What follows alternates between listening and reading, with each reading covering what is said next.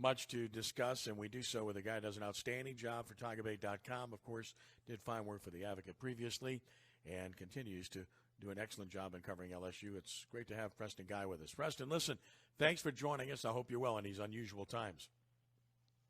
Whew, yeah, thanks for having me, Ken. It's been a while since I've been on this show. I used to check in for the high school football games. First time since I joined Tiger Bait, though.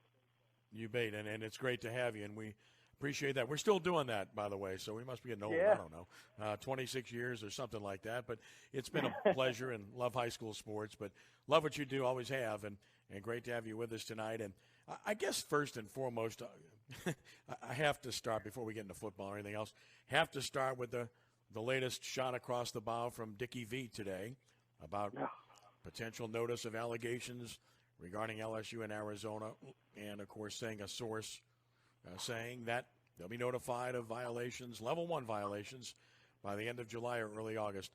First of all, he may be right.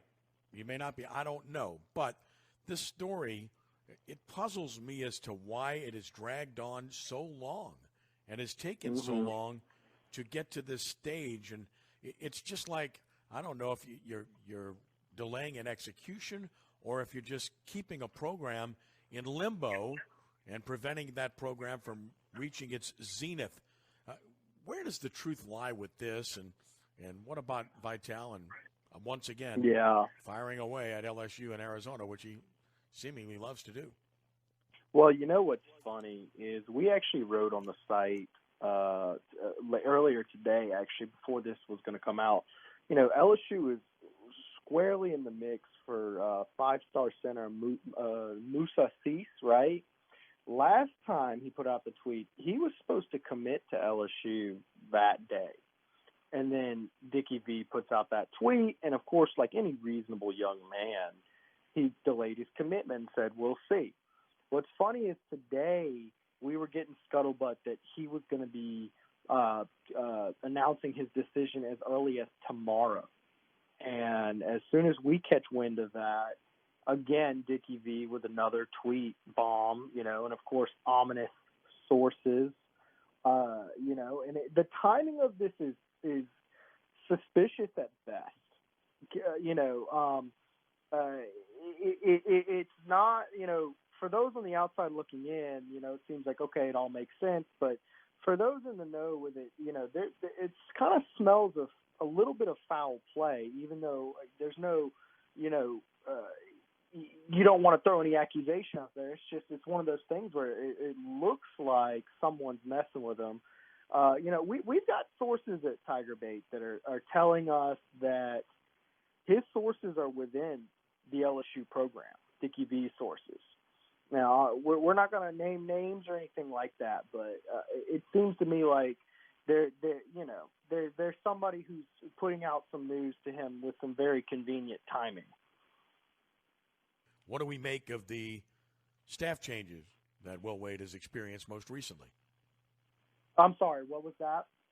I said, what do we make of the staff change that Will Wade has had on his staff most recently? You know, I haven't done too much research. I'm mostly a football guy. You know, it seems to me like, you know, he's done some real good things with his staff since he started there. I know he promoted Tasman Mitchell recently, and that guy's been really, really appreciated on the recruiting trail. I'll tell you that. Visiting with Preston Guy of TigerBait.com. Again, it's 260-1061 to join in the conversation. Now, with regard to football, we turn ourselves in that direction.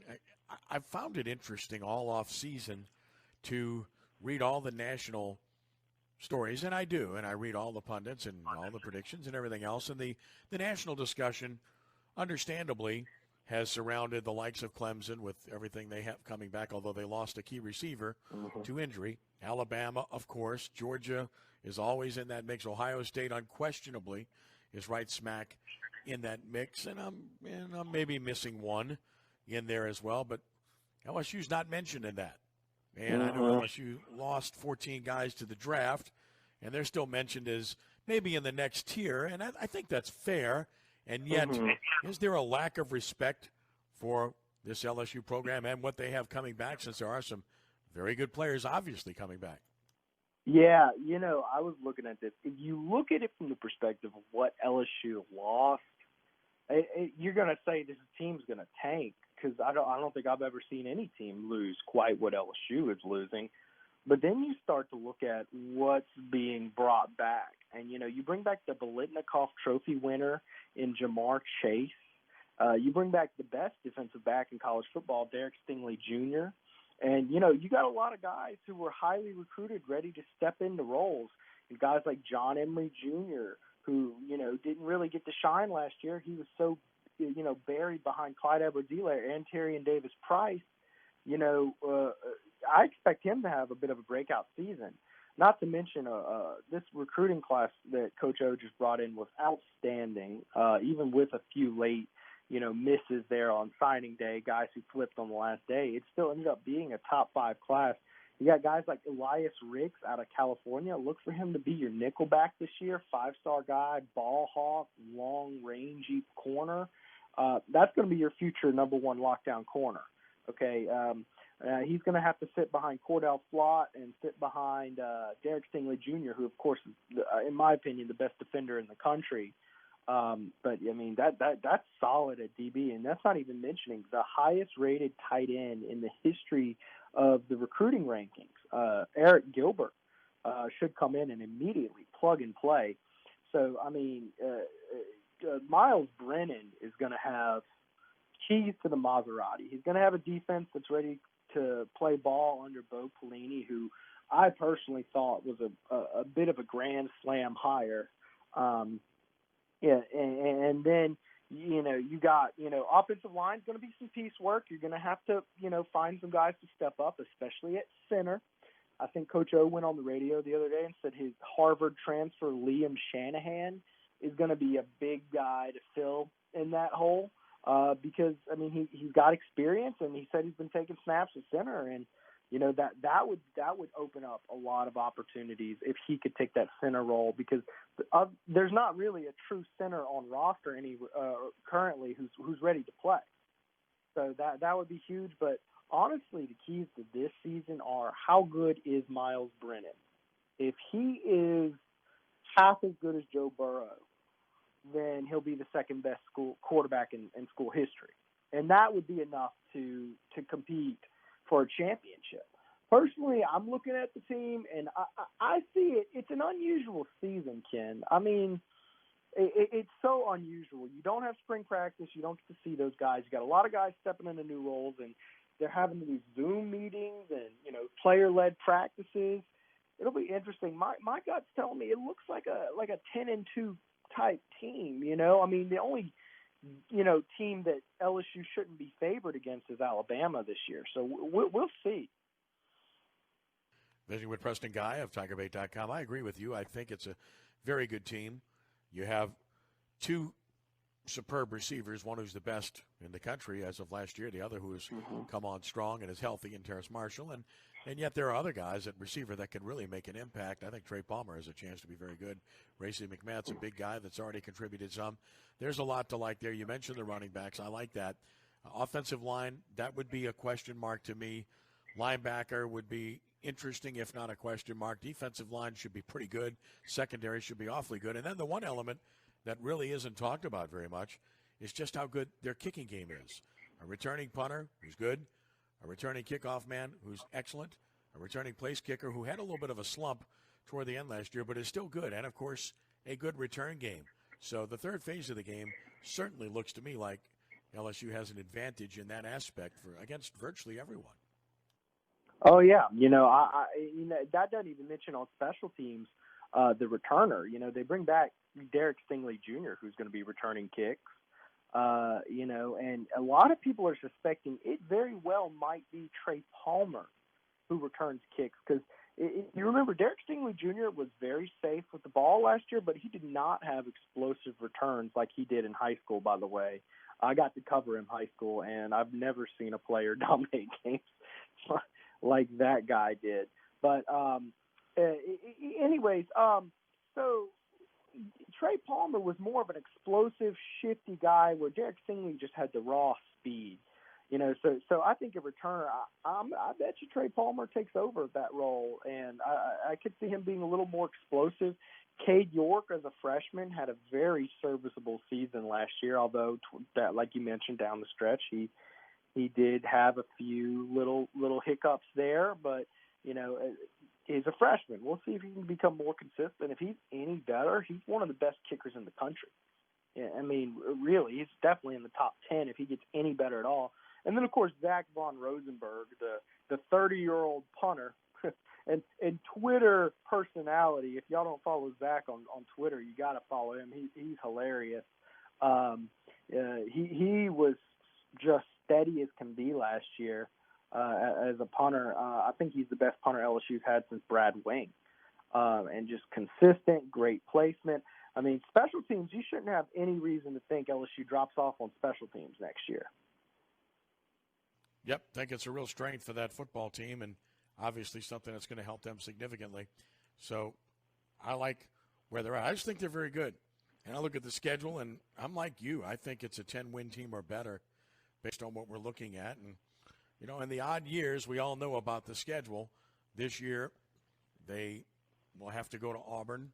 The whole Florida dynamic is in play, and Alabama's coming to them. And so it's really a trade-off every year. And the biggest aspect is the fact that their permanent opponents from the East are always the worst kind. And it's really been difficult. Of course, no Georgia, but yeah. The whole Georgia dynamic is interesting, too, because here we are once again with national pundits loving Georgia. And, look, I understand Georgia. Georgia's a very good program. They played a national championship game recently.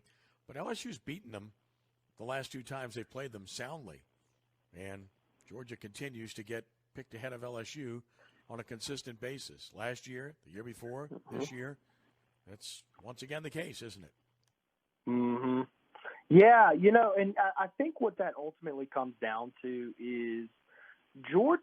People have a lot of faith in what Kirby Smart's done, but I think they also now have faith in Orgeron on a level like that. But I think it comes down to that transfer quarterback, Jamie Newman. He was one of the highest graded quarterbacks in the ACC last year. And then you look at who's coming back at quarterback in the SEC. That's another reason I think LSU is definitely in a position to win 10, 11 games this year because, it's going to be a down year for the SEC. You just can't lose big names like Joe Burrow, Tua Tagovailoa, and then have Kyle Trask, who was a backup quarterback to begin last season, be your face of the conference. I mean, let's think about that. Kyle Trask is the face of the SEC conference. So a lot of people think that Jamie Newman might be the best quarterback. He might actually be better than Kyle Trask. We just got to see how it gets in that system. And we've seen a lot of quarterbacks who have immediately transferred to schools and had immediate success. A little bit of that Joe Burrow last year, but you've also seen guys like Russell Wilson pull this off. I mean, and guys, I think there's a lot of faith in Jamie Newman compared to what else is out there. And Miles Brennan is mostly an unknown commodity. So I think that's why there seems to be a lot more. And I think a lot of people nationally haven't quite looked at what LSU is actually bringing back. Like I said, I think there's that perspective of, okay, who did I know on LSU's team? Well, I knew Joe Burrow. I knew Thad Moss. I knew Clyde Edwards-Helaire.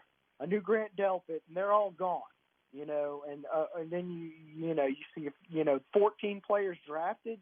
Man, there can't be anything back from this LSU team. Well, I think those inside the program see, I don't know about that, partner. There's some ball players on this squad. It's one of the more talented squads we've ever seen. I think anybody who covers this program and knows the team knows it is squarely on Miles Brennan's shoulders. I mean, if he's a good player, this is going to be a darn good team. Visiting with our friend Preston Guy of TigerBait.com, I think they're going to be good. I think Auburn will certainly be a team to watch in the West. I mean, I know they beat Alabama without Tua last year, but Auburn's got a quarterback back, and they're still, even despite their defensive line losses, I like their personnel. I think that's a good team. Well, yeah, I think Auburn. First, I'm a Bo Nix lover. Most people think he's terrible, but he was a true freshman last year. He had some flashes of just, I mean, you can't teach what he brings to the table. He's a good athlete, but that arm is something special. And now he gets Lane Kiffin to kind of tailor him in versus, someone who really didn't know quite how to tailor a quarterback in last year. Oh, I'm sorry. Did I say Lane Kiffin, man? I'm sitting here tripping, man. That's okay. No Look, worries, man. It's been a really hard quarantine on me.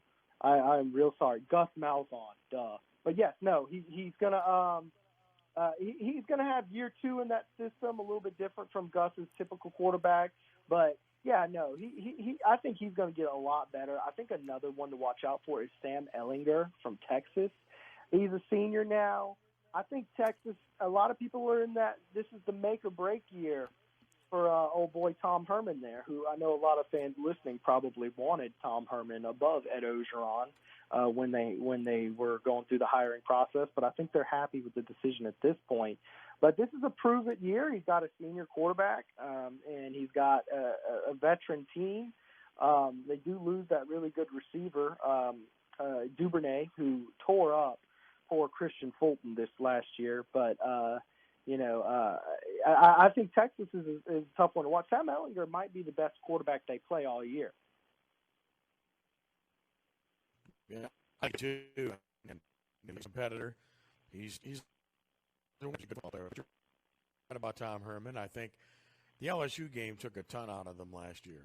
I think they went from being, in their minds, a national contender to being a 5-loss team. They never did really recover from that, in my estimation, and they're still a pretty good football team. And Herman's a pretty good football coach. But again, what you said is accurate. The concept of be careful what you wish for comes to mind, whether it was Jimbo Fisher or Tom Herman. LSU ended up in a very good place. Oh, yeah. And look, I'll throw myself under the bus. I'm very open about I graded the Ogeron hire as a poor hire, and it turns out I actually don't know anything about football or sports for that matter because, my God, look what he's done since he got here. But I do know that you're very happy about that. Look, everybody was pulling for Ed because of who he is. He's a genuine guy. He's a Louisiana guy to the nth degree, looks the part, sounds the part. There's nothing dishonest about him, and you really wanted to see him succeed. Now, I did games for Comcast. I did some SEC games for Comcast, play-by-play, when Ed was at Ole Miss. And, I mean, I saw what transpired there, and now Ole Miss is not LSU, with all due respect. You can be at the top of the heap at LSU. For that to happen at Ole Miss would take a tremendous leap of faith, by and large. But he was a different guy then, and therefore I had some cause for pause as well. Not as demonstratively negative as some were, but I certainly had cause for pause, and it certainly seemed like they settled when they took him, and they did. But you talk about turning out great. It's been phenomenal for LSU.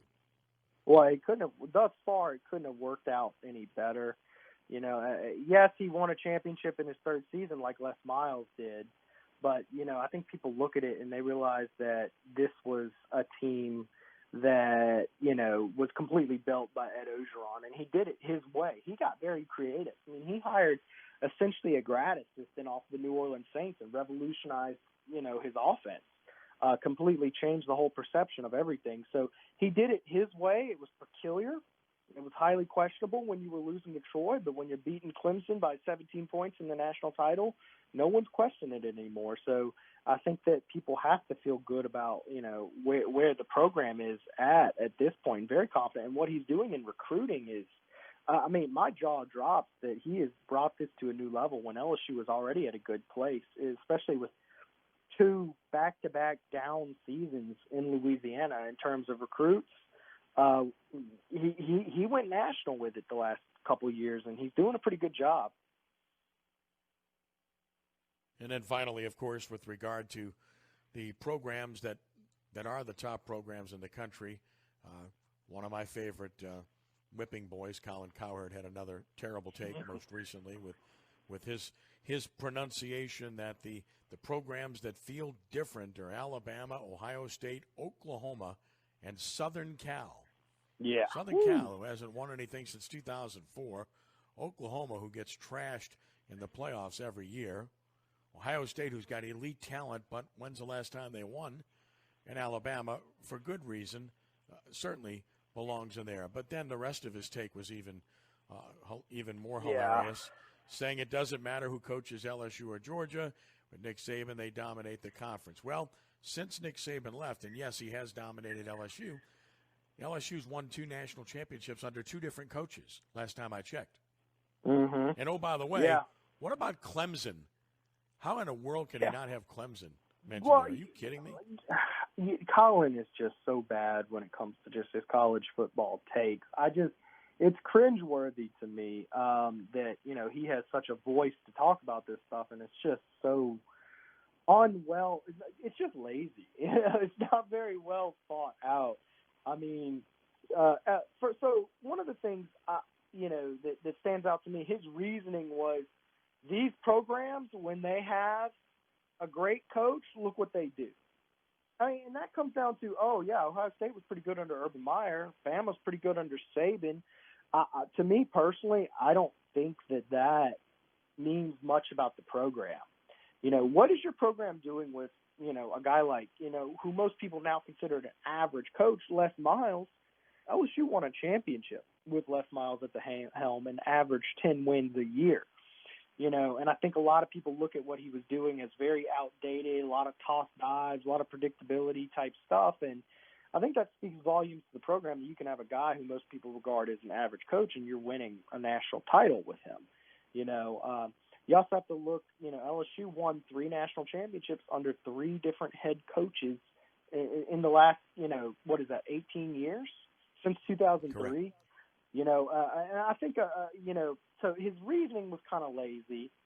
And then, one of the things I think that I think Alabama he nailed on the head, but you have to throw recency bias when you rank programs.